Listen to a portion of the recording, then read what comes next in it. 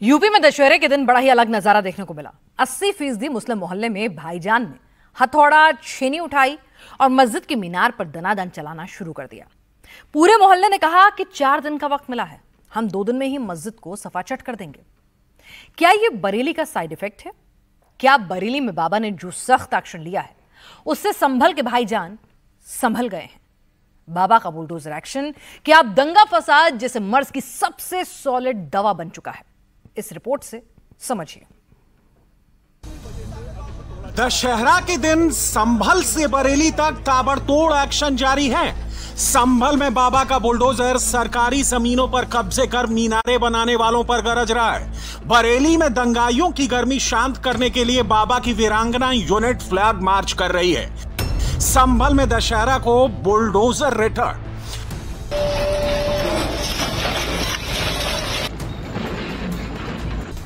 अवैध मस्जिद पर बजने लगे हथौड़े, टूटने लगी मीनार।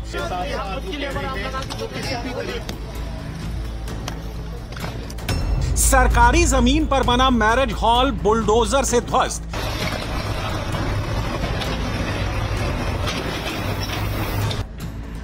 यह वही संभल है जहां 2017 से पहले बर्क का कानून चलता था। सरकारी जमीनों पर अवैध कब्जे कर लिए जाते थे, बिना नक्शा पास कराए मीनारें खड़ी कर दी जाती थी। अब यहां बाबा का बुलडोजर दहाड़ रहा है। जहां पहले पुलिस घुसने में भी डरती थी, वहां अब सरकारी जमीन पर बनी मस्जिद खुद मस्जिद के कमेटी के लोग तोड़ रहे हैं। इस समय जो मस्जिद कमेटी के लोग हैं वो खुद इस मस्जिद को यहाँ से ध्वस्त करना उन्होंने शुरू कर दिया है। उन्होंने कहा था कि 4 दिन का उनको समय चाहिए और इस बीच वो इसको खुद ध्वस्त करेंगे और इसीलिए अब ये काम शुरू कर दिया गया है। ये मेन मस्जिद का एरिया है, उसके ठीक अंदर की तरफ जैसे ही आप जाएंगे तो जो मस्जिद कमेटी के लोग हैं वो सभी इसको अब तोड़ रहे हैं। ये ठीक सामने ही देखिए। ये संभल के असमोली थाने का राया बुजुर्ग गांव है जो जिला मुख्यालय से 30 किलोमीटर दूर है। आजादी से पहले यहाँ हिंदू ज्यादा थे, अब मुस्लिम बहुसंख्यक हैं। मुसलमानों की ताकत बढ़ी तो राय बुजुर्ग गांव की सरकारी जमीन पर ताबड़तोड़ कब्जे होने लगे। परती की 1.25 बीघा जमीन पर कब्जा करके मस्जिद की मीनारें खड़ी कर दी गई। जिला प्रशासन ने पैमाइश की और अवैध कब्जा हटाने के लिए 30 दिन का वक्त दिया। 30 दिन तक मस्जिद कमेटी ने कुछ नहीं किया। दशहरा के दिन जब पुलिस बंदोबस्त के साथ सरकारी अमला बुलडोजर लेकर पहुंचा, मस्जिद कमेटी और गांव के लोगों ने ही हथौड़े उठाए और अवैध मस्जिद को तोड़ना शुरू कर दिया। इस समय जो मस्जिद कमेटी के लोग हैं वो खुद इस मस्जिद को यहाँ से ध्वस्त करना उन्होंने शुरू कर दिया है। उन्होंने कहा था कि 4 दिन का उनको समय चाहिए और इस बीच वो इसको खुद ध्वस्त करेंगे और इसीलिए अब ये काम शुरू कर दिया गया है। ये मेन मस्जिद का एरिया है, उसके ठीक अंदर की तरफ जैसे ही आप जाएंगे तो जो मस्जिद कमेटी के लोग हैं वो सभी इसको अब तोड़ रहे हैं। ये ठीक सामने ही देखिए। तो ये कहा गया कि ये जो पूरा का पूरा एरिया है इसको अब यहाँ तोड़ा जा रहा है। खुद ही उतार रहे हैं इसको, खुद ही उतार रहे हैं। जो मस्जिद कमेटी के लोग हैं संभल के असमौली क्षेत्र में, यहाँ पर अब खुद ही हथौड़े और छेनी के जरिए जो ये मस्जिद है उसको तोड़ने का काम उन्होंने शुरू कर दिया है। उसके साथ साथ वो कह रहे हैं वो किसी भी तरीके का यहाँ पर उपद्रव नहीं चाहते। इसी वजह से उस बात का ध्यान रखते हुए वो खुद इसको यहाँ पर पूरी तरह से ध्वस्त करें। वो देखिए, संभल में मस्जिद को तोड़ने के लिए जिला प्रशासन ने 4 दिन का टाइम दिया है। इस दौरान ड्रोन से निगरानी रखी जाएगी। मस्जिद गिराने की पुलिस रिकॉर्डिंग भी कर रही है ताकि कोई भड़काऊ काम न कर सके। मस्जिद पर भाईजान खुद हथौड़ा शायद ना चलाते अगर प्रशासन सरकारी जमीन पर बने मैरिज हॉल पर बुलडोजर ना चलाता। गुरुवार को संभल के राय बुजुर्ग गांव में सबसे पहले योगी सरकार का बुलडोजर मैरिज हॉल पर चला। पहले 3 बुलडोजर भेजे गए, फिर मैरिज हॉल तोड़ने के लिए 4 बुलडोजर लगाए गए। करीब 4 घंटे में मैरिज हॉल को धराशायी कर दिया गया।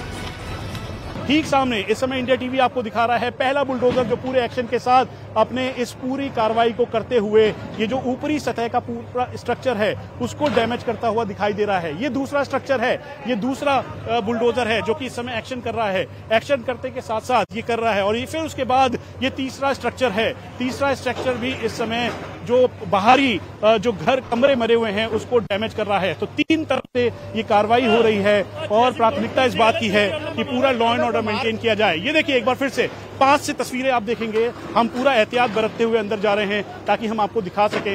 ये पूरी 2 मंजिला इमारत थी, इसको तोड़ा गया। अब उसके बाद ये जो स्ट्रक्चर है, बाहरी स्ट्रक्चर है, इसको तोड़ा जा रहा है। एक एक करके जो यहाँ पर जो पूरा तैयार किया गया था उसको तोड़ा जा रहा है। उसकी वजह यह है कि अनियमितताओं के आधार पर यह पूरी इमारत तैयार हुई थी, जनता मैरिज हॉल तैयार हुआ था। चौथा बुलडोजर यहाँ पर है। ये बाहरी स्ट्रक्चर है, यानी बाहरी दीवार वाला स्ट्रक्चर और 2 मंजिला इमारत थी, इसको पूरी तरह से बुलडोज करने की कार्रवाई की जा रही है और इसीलिए जो अंदर का स्ट्रक्चर है उसे डैमेज कर दिया गया, तोड़ दिया गया है पूरी तरीके से। मैरिज हॉल 30,000 वर्ग फीट जमीन पर अवैध कब्जा करके बनाया गया था। सरकारी रिकॉर्ड में यह जमीन गाटा संख्या 691 में दर्ज है, जो सरकारी तालाब है। तालाब की जमीन को पाट कर मिंजार हुसैन ने बड़ा मैरिज हॉल बना लिया था। गाटा संख्या 459 पर मस्जिद बनाई गई, जो खाद के गड्ढे के नाम से दर्ज है। यहाँ नवीन पर्ती की जमीन पर अवैध कब्जा करके एक मदरसा भी बनाया गया। मस्जिद के मुतवल्ली का घर भी तालाब की जमीन पर अवैध कब्जा करके बनाया गया है।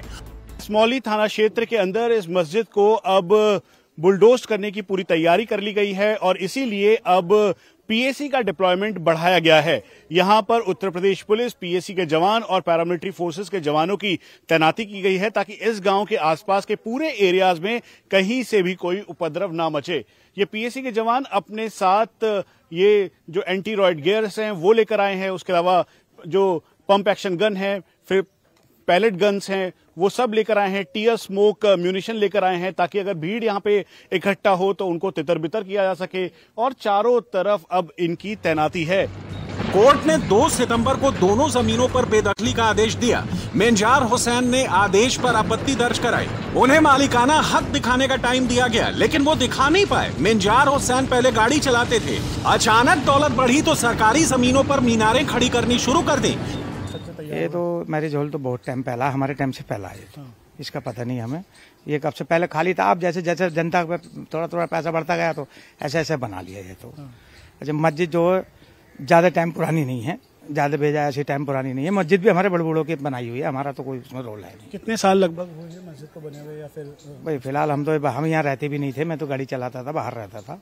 फिलहाल मुझे तो ये भी पता नहीं कितने टाइम पहले बनी। जब मिंजार हुसैन है जो कि जिनके को नोटिस इशू किया गया था सरकार के द्वारा और अब जाके इन्होंने कहा है कि ये नहीं पता कि ये मैरिज हॉल कब तैयार हुआ था। मस्जिद को 4 दिन के अंदर ही खुद बुलडोज करेंगे। पिछले साल संभल में जामा मस्जिद के सर्वे को लेकर जब बवाल हुआ, उसी के बाद योगी सरकार ने अवैध कब्जों पर ताबड़तोड़ एक्शन शुरू किया। अब तक सैकड़ों अवैध कब्जे ध्वस्त किए जा चुके हैं। अब किसी की हिम्मत नहीं है जो पुलिस पर हमला करने की जरूरत करे। मिंजार नाम के व्यक्ति हैं, उनके द्वारा ये बनाया गया है, जो नोटिस उन्हीं को जारी किया गया था। तहसीलदार न्यायालय में 26/6/25 को नोटिस जारी की गई और धारा 67 यूपीआरसी के तहत मुकदमा दर्ज हुआ। उसमें 2/9/25 को आदेश पारित किया गया। 2 जो घाटे सरकारी घाटे, एक घाटा है 691 जो कि तालाब के नाम से दर्ज है, 2160 वर्ग मीटर का है, और दूसरा घाटा है 459 552 वर्ग मीटर का है। दोनों नंबरों में एक में बारात घर है और एक में मस्जिद है। तो उसी आदेश के कंप्लायंस में आज टीम यहाँ पे बेदखली की कार्रवाई के लिए मौजूद है। 10-15 साल का अनुमानता समय होगा।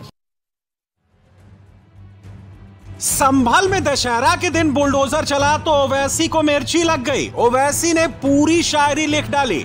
बाबा के बुलडोजर एक्शन पर सुप्रीम कोर्ट की गाइडलाइंस की दुहाई दी, लेकिन एक बात छुपा ली कि बुलडोजर सरकारी जमीनों पर जो अवैध कब्जे हैं उन्हीं पर चला है। काश ओवैसी बरेली के उपद्रवियों से भी पूछते, उन्होंने सर तन से जुदा के नारे क्यों लगाए। बरेली में सिर्फ सर तन से जुदा के नारे नहीं लगाए गए, वहां पुलिस को मारने के लिए भी उकसाया गया।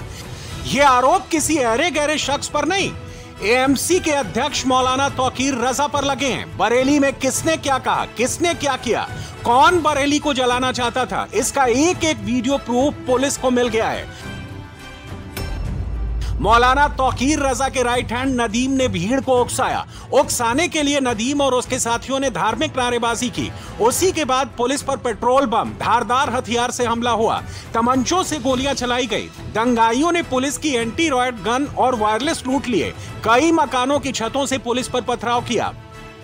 मौलाना तौकीर रजा का सबसे करीबी डॉक्टर नफीस और उसका बेटा फरमान गिरफ्तार हो चुका है। डॉक्टर नफीस एक झोला छाप डॉक्टर है जिसका नाम 2010 के बरेली दंगों में भी आया था।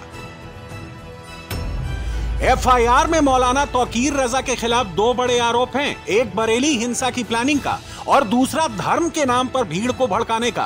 बरेली हिंसा में अब तक 81 आरोपियों की गिरफ्तारी हो चुकी है। 2500 उपद्रवियों में 200 नामजद हैं। बरेली पुलिस ने आरोपी इदरीश और इकबाल समेत 3 का हाफ एनकाउंटर करके उन्हें गिरफ्तार किया है। दोनों को शाहजहांपुर से दंगा भड़काने के लिए बुलाया गया था। इसके अलावा बंगाल और बिहार से भी उपद्रवी बुलाए गए थे। महत्वपूर्ण गिरफ्तारी हुई है जो कि डॉक्टर नफीस की हुई है। डॉक्टर नफीस ने भी काफ़ी अहम भूमिका निभाई थी और ये कोर टीम के मेंबर थे IMC के। और जो षड्यंत्र रचा गया, जो ये उपद्रवियों को भेजने का जितना कार्यक्रम था, उसके अंदर डॉक्टर नफीस ने काफ़ी अहम भूमिका निभाई थी। बरेली में दंगाइयों का दिमाग ठिकाने लगाने के लिए भी योगी बाबा ने वीरांगना यूनिट को बड़ी जिम्मेदारी दी है। इस यूनिट की महिला कमांडो बरेली के संवेदनशील इलाकों में तैनात की गई हैं। ये सिपाही ताइक्वांडो, मिक्स्ड मार्शल आर्ट और सेल्फ डिफेंस में कड़ी ट्रेनिंग लेने के बाद पोस्टिंग पर आई हैं। ये किसी भी खतरे से निपटने में सक्षम है।